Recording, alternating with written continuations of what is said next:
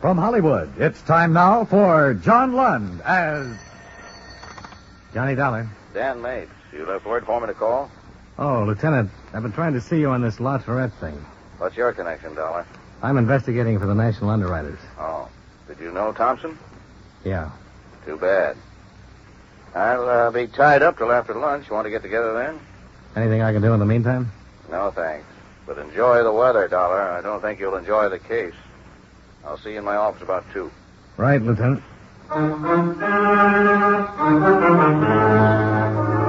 John Lund in a transcribed adventure of the man with the action-packed expense account, America's fabulous freelance insurance investigator. Yours truly, Johnny Dollar.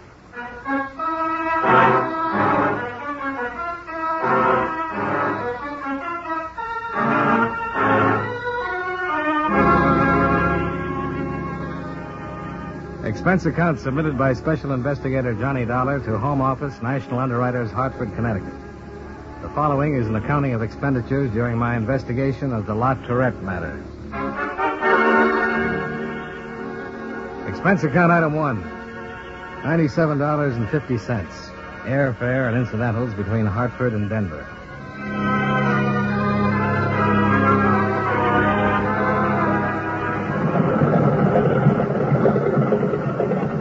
I arrived at 6:30 in the morning with a cold, sun-filled dawn. I reacquainted myself with the mile-high city at the airport restaurant, where I drank coffee and waited for my luggage. I'd been there once before on a case in 1947, but the Denver I saw this time was a great deal different. Bigger, filled out, bustling. Towns, like people, change. I arranged to rent a car from the Avis people and drove on into the city itself. There I checked in at the Cosmopolitan, showered and shaved, and waited until 9 o'clock before I rang Bessie Thompson's room. Who? Johnny Dollar, Bessie. Oh, you're here? Yeah, as a matter of fact, in the same hotel. Same case Tommy was working on? Yeah. Be careful, Johnny. Everybody seems to die who has anything to do with it. Why don't I buy you some ham and eggs? Why not? Expense account item 2. $4 and... No, I guess not. This one was on me. Buying breakfast for the widow of the man who died on the case I was taking over. It was a difficult meal. I buried him here. Yeah? I would have taken his body back to Hartford, but the expenses and all. Besides, it doesn't really make any difference where you're buried. Ground was frozen here, too. I hear they have to use jackhammers. What happens now, Bessie? I haven't anything to stay around here for. I guess I'll go home. Try and get a plane out sometime today. Maybe that'll be better. I'm 32 now. I'm still attractive. I suppose some man will come along. Even men. Bessie, what is this? You tell me what it is. The coroner said that Tommy might have been drunk. That he wandered out on the highway and that the driver of the car that hit him could have done it and not even known it. I know Tommy drank. But not like that. Or did he? What do you mean? You were with him for 3 weeks in Omaha last year. When he was away from home, from me, Johnny, was he... I mean, did he drink a lot and get around? I never saw him do anything like that, Bessie. Honest? Honest. Don't lie to me now. He was in love with you, Bessie, and he didn't care who knew it. Don't torment yourself with thoughts like that. We're awful that way, aren't we? I mean, women. I think you're wonderful that way, too. Thanks. Tommy was murdered, Johnny. It couldn't have been a hit-and-run accident. Bessie, And they aren't doing anything about it. They haven't found out a thing. Oh, easy, honey. They're working on it. You know that. It's all tied in with that Latourette man. Tommy found out something, and he was killed for finding it out. Bessie, I'll have to tell you right now. What reports Tommy sent in on Latourette don't make him responsible in any way. Then why are you here? Just to wrap up the details. I see. There'd have to be something more than what we have now. Then there is something more. Tommy phoned long distance the night before he was killed. He said he thought he'd be coming home in a couple of days. Did he say anything about the case? No, but he was coming home. That meant he had it about finished. He sent in a report the day before he was killed. There was nothing. But the police didn't find any report for that day in his room. How did he get out to that place on the Golden Road? Who was he with? Johnny, he was killed. He had something on someone in this case, and he was killed. If he was, we'll find it out. All right. Where's he buried? Crown Hill Cemetery. I'll send some flowers out there. Get the man who ran him down. He'd like that a whole lot better. Yeah, I guess he would.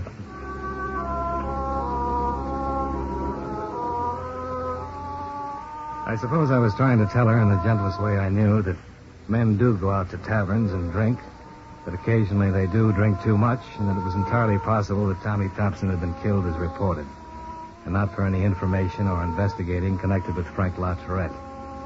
When I met and talked with Lieutenant Mapes at 2 o'clock, he confirmed this. Here's the report from our arson man. Uh-huh. And this is from homicide. Uh-huh. You can take those copies with you if you like. Had them made up for you. Thank you very much, Lieutenant. The fire was reported by a passerby about 2 o'clock last Wednesday morning. By the time the trucks got there, the whole bookstore was in flames. When they broke in, they found Mrs. Latourette's body. She'd suffocated in the smoke. Her husband said she'd been there working on the books. Uh-huh. There was no evidence that her death was anything but accidental. And in the opinion of our arson man, the fire was caused by her cigarette. She fell asleep working in the office, and the place caught fire. But your man Thompson probably sent you all this, didn't he? Yeah, the fire policy had to be investigated. Mm-hmm. Now, as far as Thompson's death goes, we're looking for a hit-and-run artist. The people who operate the tavern out there said he absolutely was not in there that night. Mm-hmm. At any rate, we'll have to go on that assumption because we haven't been able to dig up anyone who can say he was there that night. The tavern people could be lying. Thompson could have gone in there, gotten himself loaded, and walked out in front of a car. They'd be in license trouble if that happened. Yeah, sure. On the other hand, we'll just have to assume Thompson wasn't in that tavern at all. And what was he doing out on the Golden Road? I don't know. You know how he got there? I haven't found that out either. Still checking the cab companies. He might have been with someone? Well, he might have. I don't know that either, Dollar. I suppose you've wondered if it could be connected with Latourette. Oh, yes. I've wondered. When a man in the same business dies like that, you're bound to wonder. But wondering about things is one of our hazards, Dollar. Well, you have it all right there. Since Latourette stands to collect about $80,000 fire damages and $17,000 on his wife's death, he's been gone into twice now. Your man Thompson did a lot of it, and we did a lot of it. Yeah. Now, the night of the fire, Latourette was bowling over at a place on Glen Arm. 17 witnesses saw him there. He's in good financial shape, doesn't owe anybody a dime. The neighbors tell us he's always had a nice home life. He has a boy who plays football in one of our high schools. So, why look at Latourette anymore? Yeah, but... But your man Thompson was killed looking into it. Is that it? That's it, Lieutenant. Thompson's wife's in town. She buried him yesterday, and she's pretty broken up. Sure she is. I talked to her at the funeral. Her husband died hard and cold out on a lonely road, and we say he was drunk and got in front of a car. But in spite of the questions we were just tossing around about how he got out there on the Golden Road and what he was doing there, it still looks like a hit and run on a drunk. And that had seemed to have about ended? No, I should say not. We want to find the bird who ran Thompson down. And if there isn't enough in those reports to satisfy you that the fire was an accident, that Mrs. Latourette's death was an accident, and that Thompson's death was what we say it is, then just sound your horn. I'm around all day, and I'm open to any kind of suggestion. Okay? That sounds fair enough, Lieutenant. I might give you a ring. Right.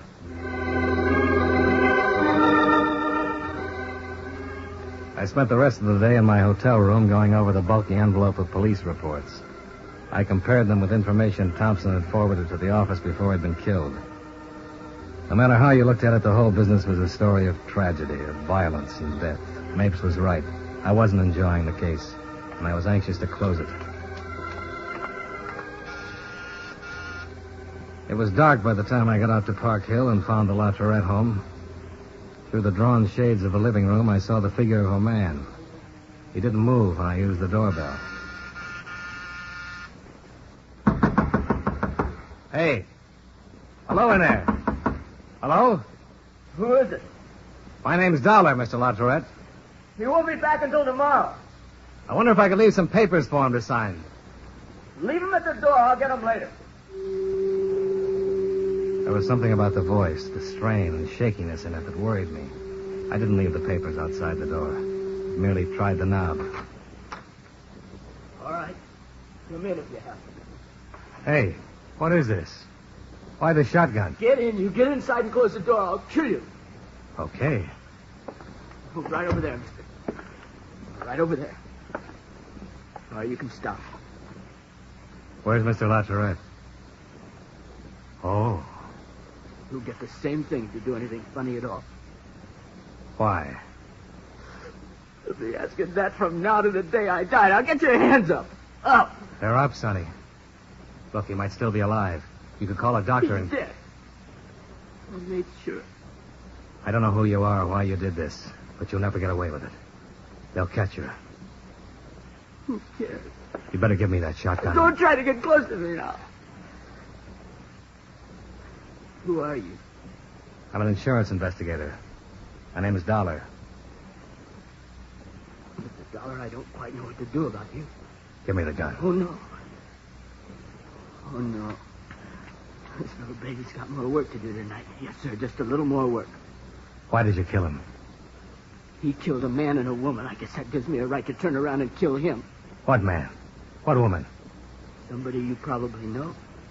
A man named Thompson. He ran over him the other night.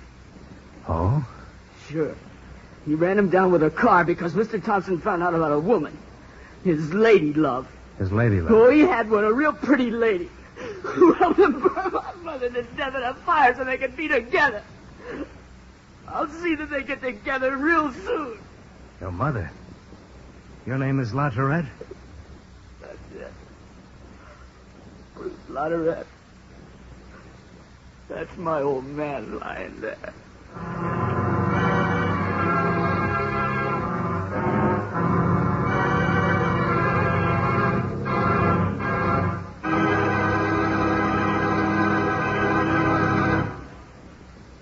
We'll return to yours truly, Johnny Dollar, in just a moment.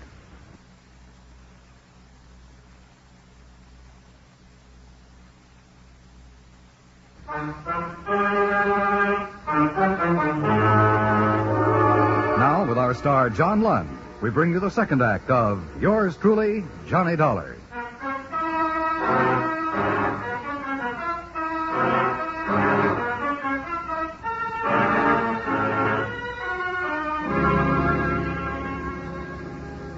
Bruce Latourette was young, and he was obviously out of his head with fear. But in spite of it, he held on to the shotgun. Turn around. Look, Bruce, this won't do you any good. You can't get away with a thing like this. Turn around now. Turn around. Go on. If you're going to shoot me the way you did him, you're going to have to work on it a little harder. I won't turn around and die that I way. don't want to shoot you. You haven't done anything to me now. I told you to turn around and do it. He didn't do anything to you either, but you shot him. He killed my mother. He couldn't have killed her. The police checked him. The police don't know about Evelyn. Nobody knows about Evelyn but me. She burned the store down, and he might as well have done it. Evelyn? Evelyn who? I'm going to kill her, too. And I'll shoot you if you don't stop right where you are. I don't want to, but I will. That's better. Now stay there. Bruce. Bruce!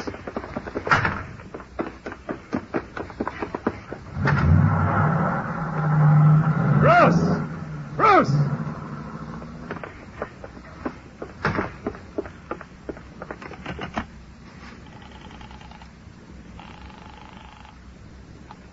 Operator. Give me the police. Hurry.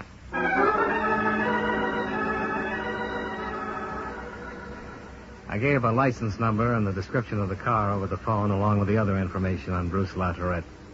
Several prowl cars arrived, but there was nothing that could be done for Frank Latourette. I waited for Lieutenant Mapes. We sure pitched this one wrong. Lord. Yeah, everybody did. Huh? 8:15. I thought they'd pick up that kid by now.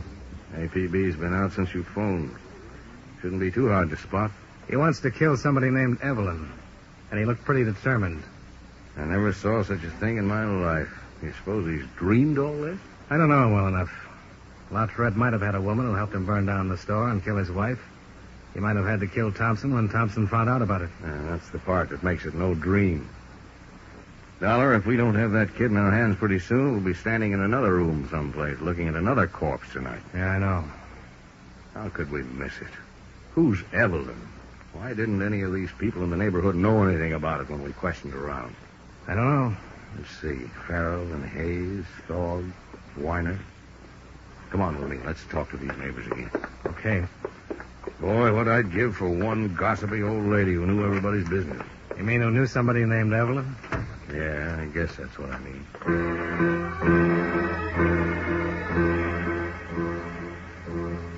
An hour of questioning in the neighborhood revealed no one who had any knowledge of Frank Latourette's association with a woman whose first name was Evelyn. Bruce Latourette seemed to have completely disappeared somewhere within the city. However, at 10:15, a young girl walked into police headquarters and asked to see Lieutenant Mapes. I was in the office when she was ushered in. What's your name, miss? Dorothy Kelly. This is Mr. Dollar. I'm Lieutenant Mapes. How do you do? At the desk, they said you had some information about Bruce Latourette. Is that right? What will you do to him? Try and stop him from killing another person. He's already killed his father. Yes, I know. I heard it on the newscast at 9 o'clock. You want to sit down? Thank you. You know Bruce? Yes, we go to school together. Uh-huh. I don't know exactly how to tell you this. It isn't easy, I mean. I've heard Bruce talk about it ever since his mother was killed in a fire last week.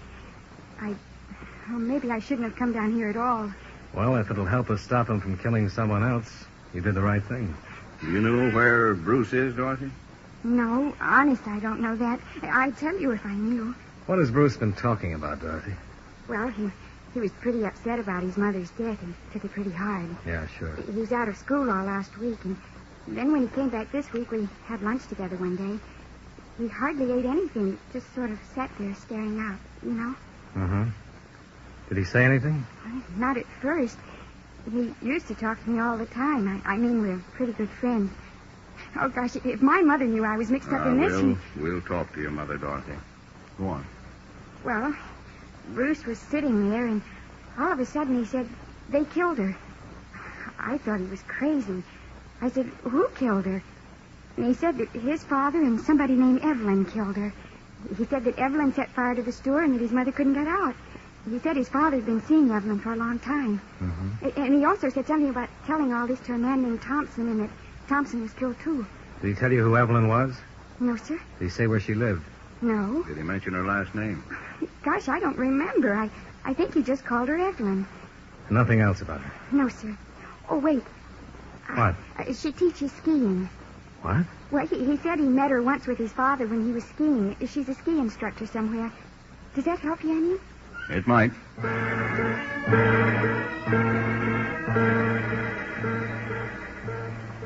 It did help. 3/4 of an hour later, the owner of a sporting goods store remembered a woman named Evelyn Warder, who had skiing classes on weekends. He located an address for her in North Denver, and I drove out there with Lieutenant Mapes. She was a tall, plain-looking woman in her early 30s. What is it? Miss Evelyn Warder? Yes? Police. I'd like to talk to you for a minute. What about? May we come in? Well, yes. You know a man named Frank Latourette? No, why? His son shot him to death tonight. Do you know him? Miss Warder? No. Why are you here telling me this? Don't you know? No, I don't know. I have no idea. I was there right after Mr. Latourette was killed. His son said he was going to kill a woman named Evelyn. He's still loose. What are you doing, talking to everyone named Evelyn? You going down? If you didn't know Latourette, you don't have anything to worry about. If you're lying to us, you're liable to get killed. We came by because we thought you might be the one he's after. We don't have a lot of time. I don't know anyone named Latourette. And you're okay. Sorry to have bothered you. That's all right. Good night. Good night. Night.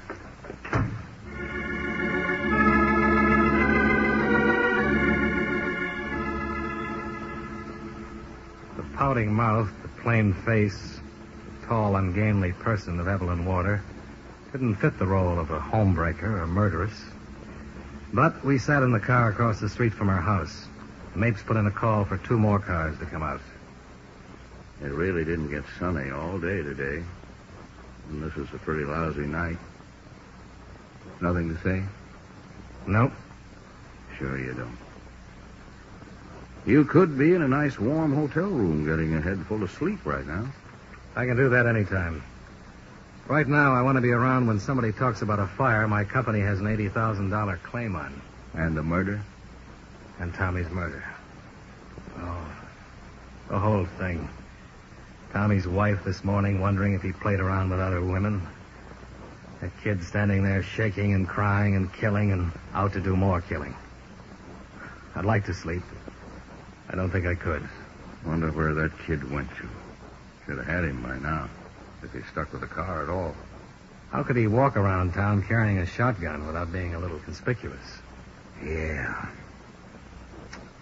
This could be the wrong Evelyn. It's the only one we've got a line on. Yeah. Dollar, this stinks. What? That's the right Evelyn in there, and if that kid isn't picked up, he'll be around to kill her tonight. Yeah. So let's go in and give her the business. Is she set? Hey, across the street. What? That's the car. The kids? Yeah. Let's go. How'd he get here without... Over there. Yeah. Come on.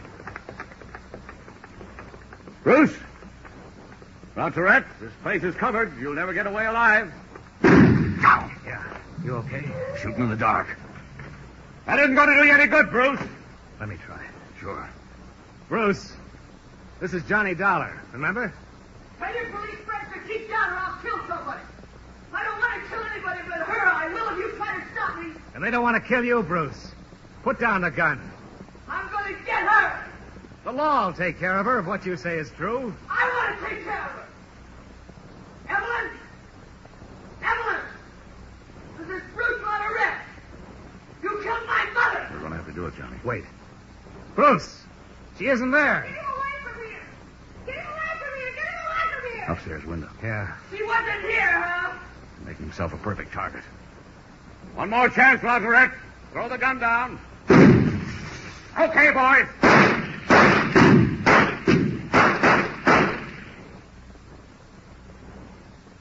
Well, that did it. Yeah.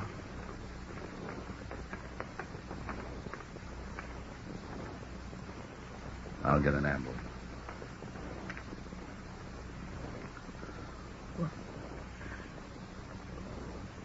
Why didn't they let me get her? Take it easy. They'll get her.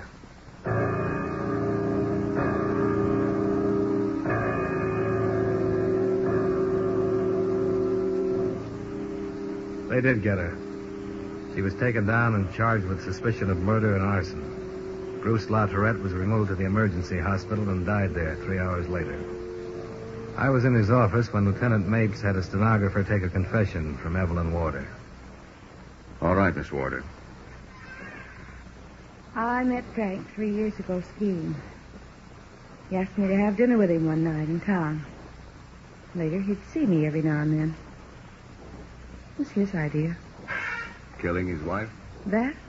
No, that was mine. You figured out how to do it? Yes, why? You mind telling us about it? I knew she worked on the books in the store at night. I had a key to the store. I just went in there and saw she was sleeping and started the fire. How? Wastebasket. I knew the smoke and that little office would do the rest. Had you ever met her before? Oh, no. You never talked to her at all? No. Did he? I mean, about a divorce? He said he did, but I know he didn't. He didn't want to divorce her from me.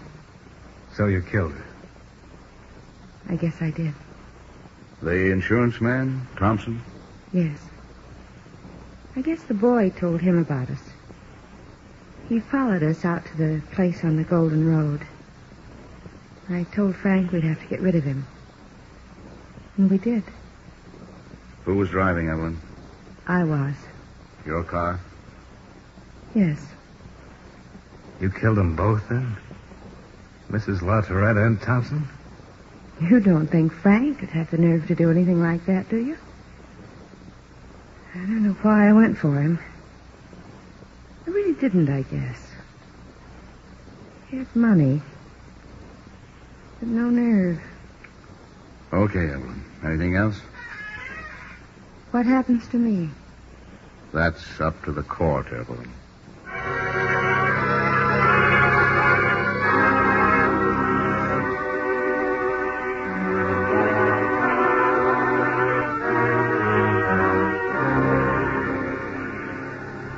Expense account item 3, $12, hotel and board. Item 4, $12.50, car rental. Item 5, same as item 1, plane fare back home. Expense account total, $219.50. Yours truly, Johnny Dollar.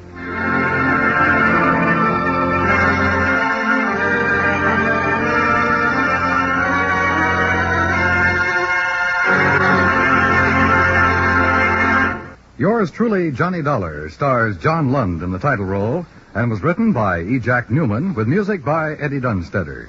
John Lund can currently be seen in the Universal International picture just across the street. Featured in tonight's cast were John McIntyre, Jeanette Nolan, Sammy Hill, Virginia Gregg, and Eddie Firestone. Yours truly, Johnny Dollar, is transcribed in Hollywood by Jaime Del Valle.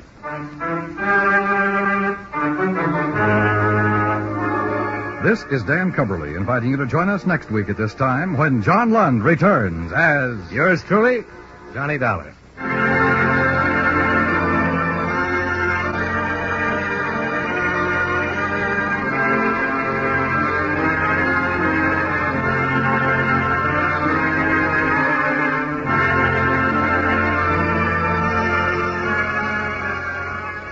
Sunday nights at the Star's Address, distinguished drama is always your fare when Lionel Barrymore narrates your Sunday Night Playhouse. Each week, this fine program turns the spotlight on a little-known or unsung hero of American history, bringing you the highlights of his career in brilliant original dramatizations. Don't forget, this Sunday, on most of these same stations, Sunday Night Playhouse, starring Lionel Barrymore.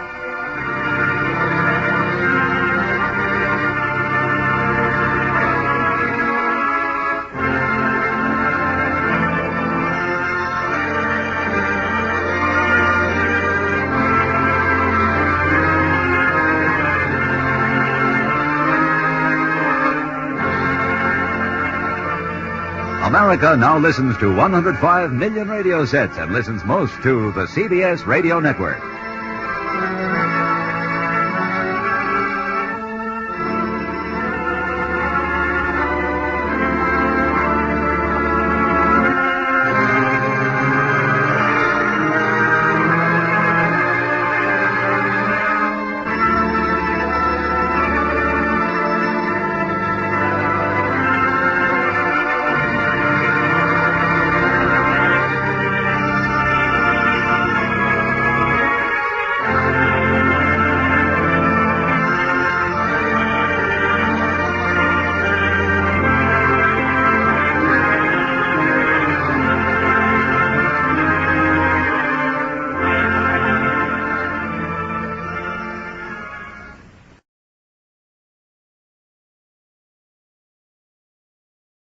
From Hollywood, it's time now for John Lund as Johnny Dollar. This is Red Egan, Johnny. Oh, how are you, Red? Was it a boy or a girl? Both. Barry had twins. Well, then double congratulations. Do I get 2 cigars? Sure, if you'll come down to my office and pick them up. Fair enough. Better pack a suitcase, too. I have a job for you. Where? The coroner's holding an inquest in Rexford, Wyoming tomorrow afternoon. I'd like you to be in on it. Why? We have a dead client named Underwood. We don't know if he was murdered, committed suicide, or had an accident. What does it look like? All 3. I'll be there in an hour.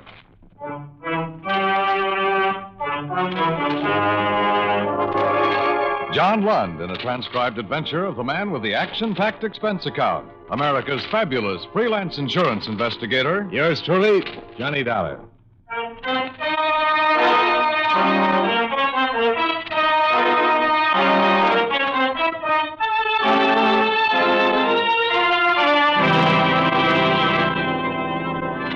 Expense account submitted by Special Investigator Johnny Dollar to Allied Adjustment Bureau, Suite 418, Markham Building, Hartford, Connecticut. The following is an accounting of expenditures during my investigation of the Underwood matter. The situation wasn't a new one, and our position wasn't any different. Red Egan reminded me of all this in his office. We're in the same old spot, Johnny, with the same old problem. The policyholder's dead, and for looking into it, the insurance company is no longer a friend of the widow or the orphan, but a big, bad monster trying to weasel out of a just claim. And every claim is a just claim. Well, the claim came into our office yesterday afternoon. They turned it over to me for adjustment this morning. I phoned the beneficiary in Rexford, and she hung up on me. Oh? Underwood's widow. She didn't like it a bit, having an insurance man in Hartford calling her up. Even after I explained that any insurance conduct an investigation on a claim, and that's my business. Mm-hmm. Well, what exactly happened to Underwood? The only thing I really know is that he fell 4 stories from a hotel window and died instantly. Here, the AP account of his death came from a local paper there. Mm-hmm. How big was the policy? $25,000. Double indemnity if it was an accident, of course. And no payment if he committed suicide. This doesn't say anything about suicide. My guess is that a local reporter wrote that up. Underwood was a major stockholder in the newspaper it appeared in. I doubt if they'd suggest suicide, don't you? I don't know, Red. I never met the editor. Well, meet him if you like. Talk to him. Talk to anybody. When you get to Rexford, go to the inquest and sit with the spectators. Listen to what everybody has to say. After all, it's up to the coroner's jury there to decide whether Underwood was pushed, fell, or jumped to his death. Not us. I just want you there to be sure that whatever Columbia does about this claim, that it's all tidied up. Okay? Okay. Oh, how about my cigars? Sure, help yourself. Cost me $3.69 a box. On second thought, you can buy me a drink.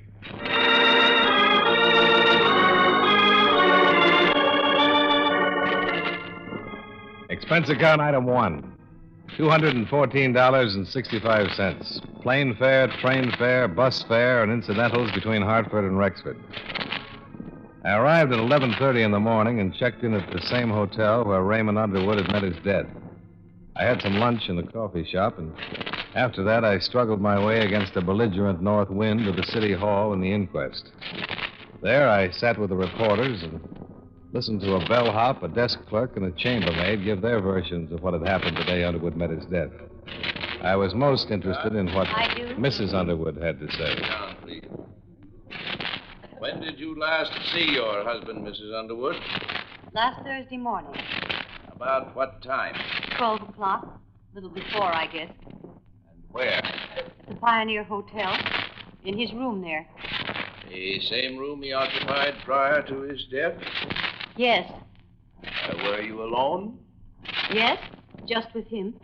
And what time did you leave? I was only there 15 or 20 minutes. Must have left before 12:30. I had an appointment.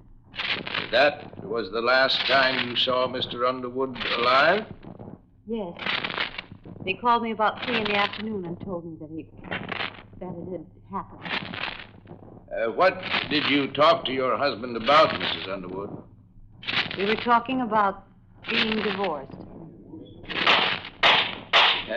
Was the deceased in good health? Yes. Had he been drinking? Some. Not much. I guess he'd had a couple before I got there. She was a tall, dark-haired woman in her early 30s. Her clothes were New York, the perfume Paris, the rings Tiffany's. She answered the questions of the interrogator without hesitation, without emotion. It had been previously established by the desk clerk that she'd left the hotel room a full 15 minutes before Underwood had plunged to bed. By 4:30 in the afternoon, it was all finished. The jury brought in their verdict for the coroner's man to read. This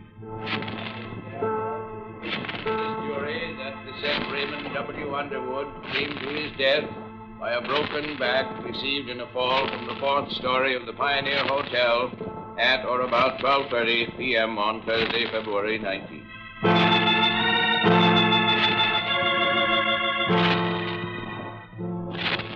I left the city hall and went down to the Western Union office and wired the news to Red Egan. After that, I looked up Sergeant Hannon at the police station. He gave me a copy of the coroner's verdict and the death certificate. Here you are. Thanks. How much you stuck for? $50,000? That's the way it goes, huh? Yeah, I suppose so. Sergeant. Yeah? Where's Mrs. Underwood from? Here. All her life?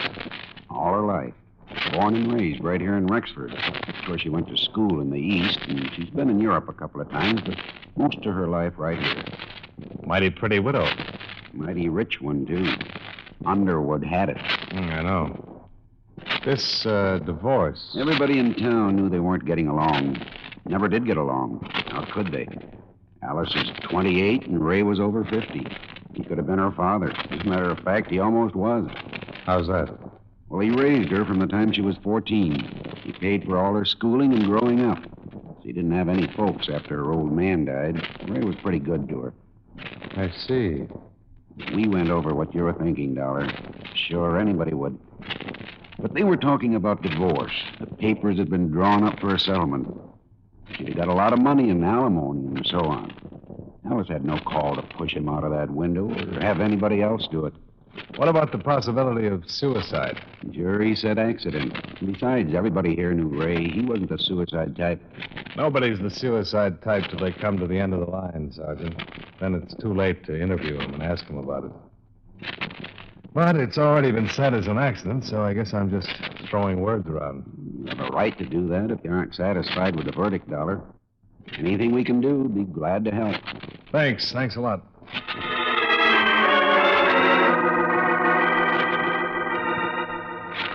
Expense account item 2, $10.80, public stenographer.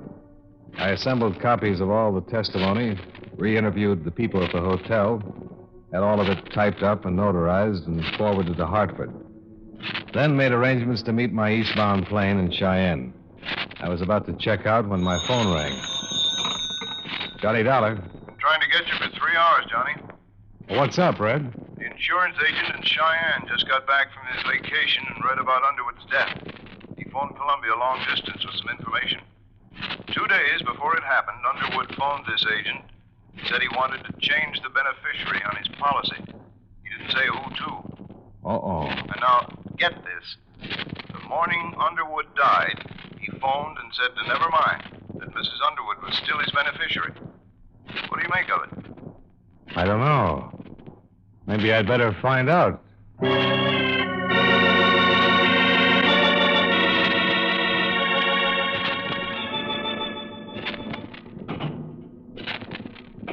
What matters do you want to clear up? Oh, just some details about your husband's death, Mrs. Underwood.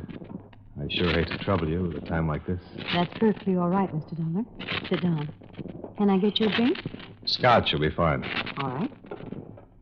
Did you know that Mr. Underwood wanted to change the beneficiary on his insurance policy last week? Yes. Water all right? Oh, fine. We also learned that he changed his mind about that the day he died. Can you explain any of that? I think so, Mr. Dollar. Ray and I were going to be divorced. He moved out of the house better than a month ago. We went to his attorneys and drew up a tentative property settlement. Here you are. Thanks. I didn't see him for 3 weeks or so, and then we happened to meet, and, well, we had a rather bitter argument about everything. Where was this? In the dining room of the hotel. I was lunching there with some friends. I see. It was one of those ridiculous things. We quarreled and parted very angrily. The whole thing was childish. My first impulse was to see a lawyer and demand every unreasonable thing I could on a settlement. I guess his impulse was to cancel me out as his beneficiary. Did you go to a lawyer? No. I cooled off. Do you know what day this was? The luncheon was a Tuesday affair, I think. Yes. That fits in all right. Our parting had been amicable. I mean, Ray and I just didn't get along as husband and wife. But we made it up just before he died. He called me that morning and apologized for his conduct. I apologized to him. I went to see him later at the hotel. He fell out of the window after I left. Yeah. Well, then, We can assume that this business with the policies had to do with the argument. I can't think of any other reason. You had no other heirs? No. Why? Well, you see, Mrs. Underwood, it's kind of hard for us to believe that a man involved in divorcing his wife would still name her as his beneficiary. Why do you say a thing like that? Well, because of past experience, I suppose. It's unusual. I see. Of course, I was the last one to see Ray alive. Mm-hmm.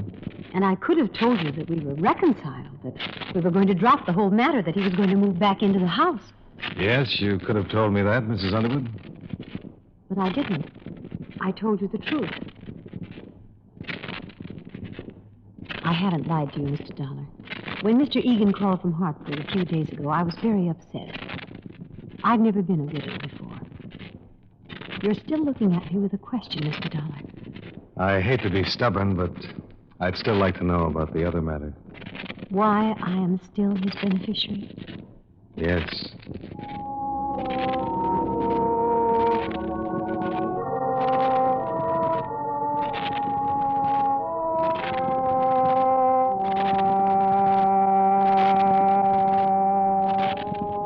The next morning, I interviewed all the people who had been on duty at the hotel the morning of Underwood's death. Then I dropped in to see Sergeant Hannon once more. Well, here it is, right here. I went over the room myself with two of my men. Personal effects of the deceased included 4 suits of men's clothing, 14 shirts, 5 pair of men's hosiery. Was there a bottle in there? Liquor? Yeah. Nope. How about a flask? Nope, nothing like it. Just a glass. Hannon, I talked to all the people at the hotel before I came over here.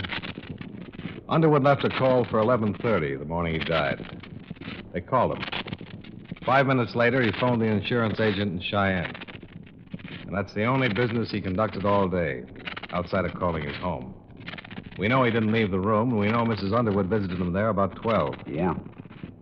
But more important, Underwood didn't call and have a bellboy bring him a bottle. Room service didn't send him any drinks. The chambermaid swears there was no bottle of liquor of any kind in his room all the time he lived at the hotel. Ray didn't drink much. Well, that adds to it.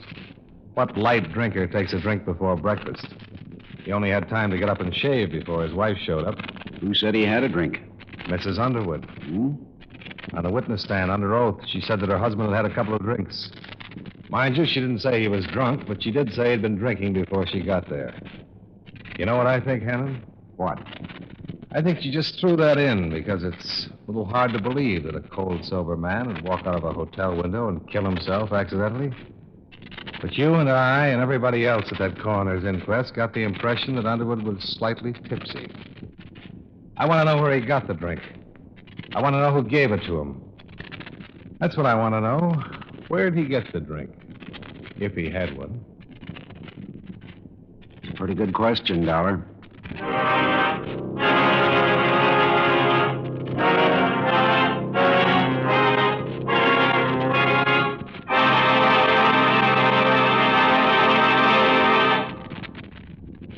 We'll return to yours truly, Johnny Dollar, in just a moment.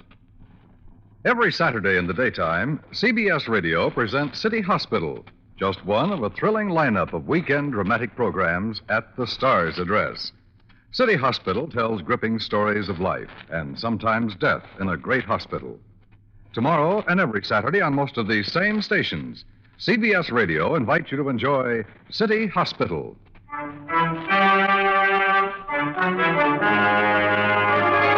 Now, with our star John Lund, we bring you the second act of yours truly, Johnny Dollar.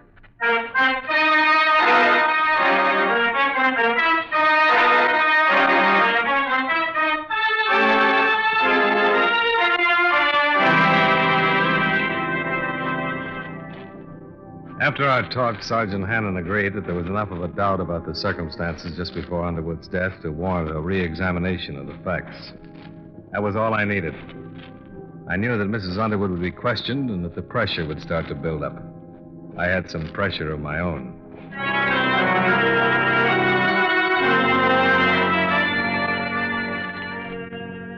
Expense account item 4. $13.25. Another long-distance phone call. This one to Hartford and Red Egan. I explained our position to him. What? The best thing right now is to move fast. Deny liability on the grounds that the accident is not proved. Suppose she sues us. Let her. The burden of proving that it was an accident would be on her. Red, he didn't have a drink that morning. All right, she made a mistake. He had a heart attack, got dizzy, and tumbled out of the window. He might have, sure. But there's no doctor in town able to tell us he had any trouble along those lines. And there's Mrs. Underwood herself. What about her? She was ready for that coroner's jury yesterday, and she was ready for me when I called on her last night. The only one she wasn't ready for was you when you phoned her a couple of days ago, and she hung up. She halfway apologized for that. But she really couldn't think of anything to say to you. Okay, but I want to tell you I don't think the Columbia Insurance people will play it that way. They have a matter of public confidence to think of. Suppose it's a just claim. I tell you it isn't. Why? Do you have anything else? 3 things. Instinct, experience, and statistics. She's a young woman. She was married to a wealthy older man.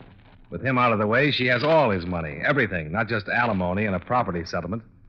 And what he left her in the way of property and other things, not to mention the insurance, is something to consider. It's the kind of stuff she can go places and do things on. All right, I'll tell him that. What else? Tell him I'm working for evidence, and the best way to get it is to bring her out in the open. File a complaint against her to the district attorney's office. What charge? Suspected murder. Johnny, that'd get us a criminal libel suit. Remember the drink. He didn't have the drink. All right, but she had an alibi. She had help. Somebody got into the hotel without being seen and pushed Underwood out of that window. You're convinced that it's murder? You bet your boots I am.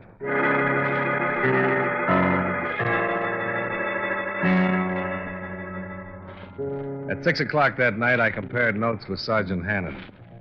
He reported that after questioning Mrs. Underwood, she admitted that she might have been mistaken about her husband drinking the morning of his death. She wasn't sure. But Hannon said what we both were thinking. He was sure enough in front of that coroner's jury to give a misleading impression, Dollar. We better find out who helped her pull this off.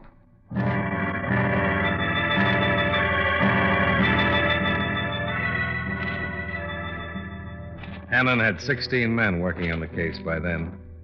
It was a long, tedious job of combing over everything in Alice Underwood's background in order to find a possible accomplice.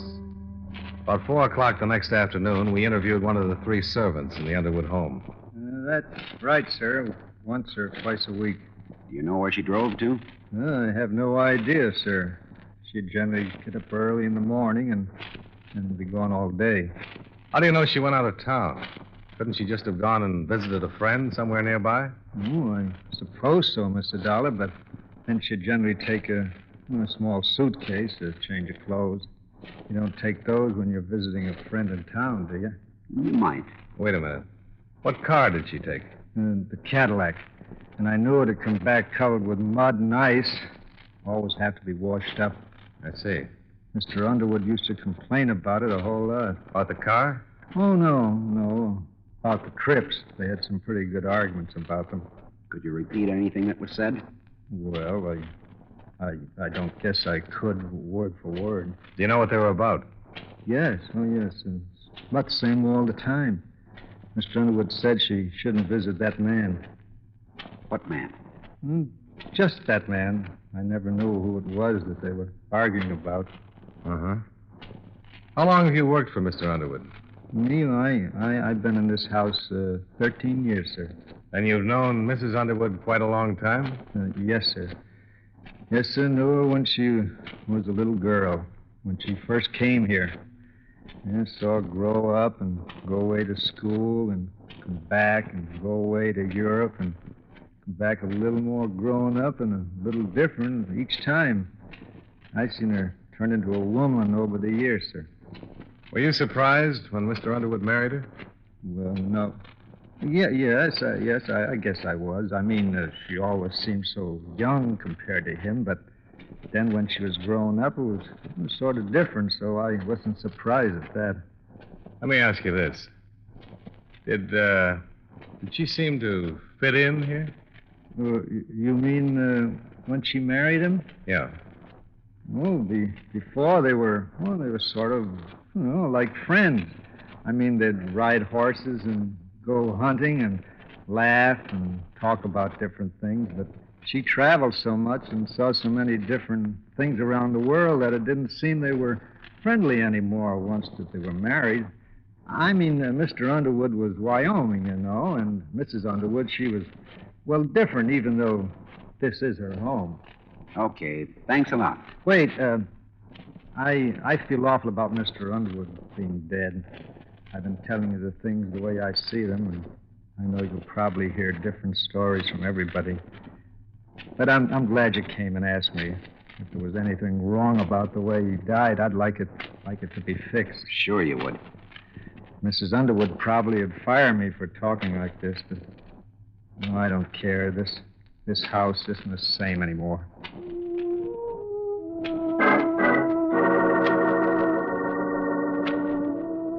Before the day was out, a complaint had been issued against Alice Underwood on suspicion of murder.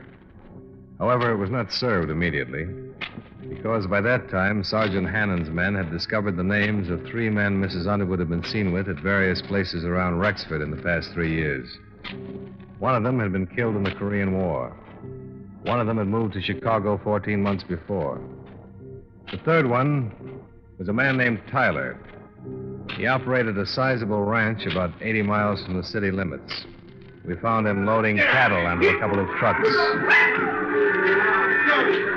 You're trying to find out if I've been seeing her on the sly while she's been married to Ray. Why don't you come right out and ask? All right, Tyler, I'll ask. Have you? No, I haven't. There's nothing between us. Any time we were together while she was married to Ray, he knew about it. He's a good friend of mine. I'm sorry he's dead. And Alice is a good friend of mine, too. I'm sorry you people are thinking what you are. Well, come on, let's go up to the house. Where were you last Thursday, Mr. Tyler? The day Ray died? Yeah. Right here. Can you prove it?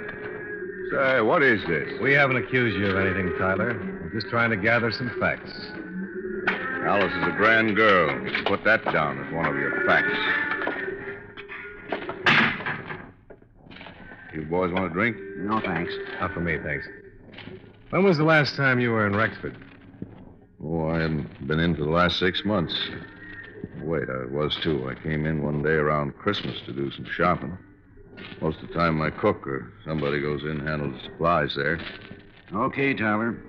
You mind if we talk to some of your help around here? No, what do you want to talk to them about? First, about where you were last Thursday. If you were here, they'd be the logical ones to verify it. Second, about Mrs. Underwood. What about her?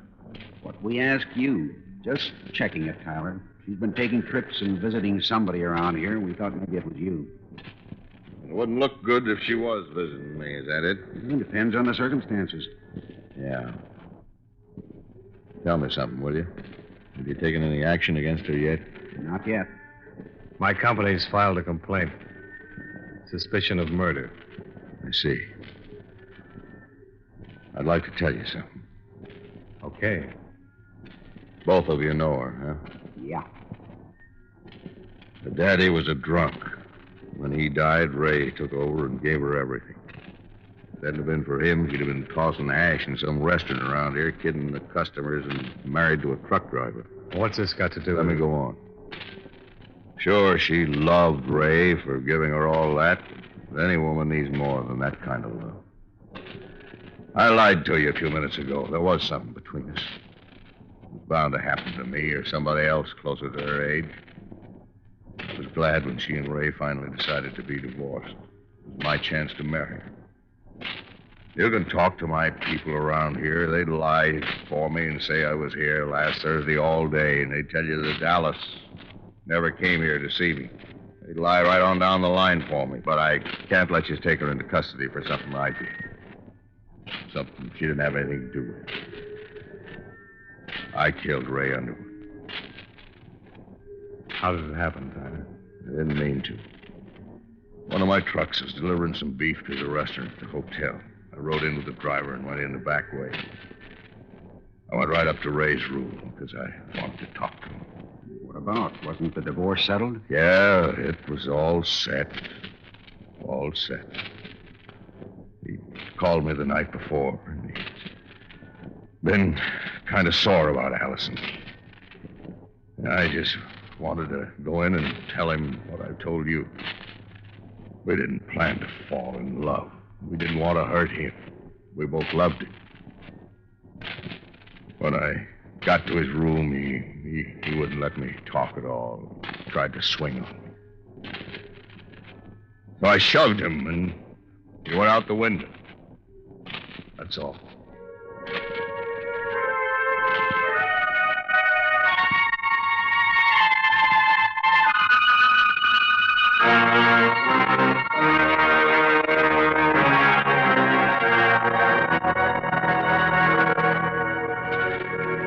Expense account item 5, $38.15. Hotel and food while in Rexford. Item 6, same as 1, transportation back to Hartford. Expense account total, $491.50. Yours truly, Johnny Dollar.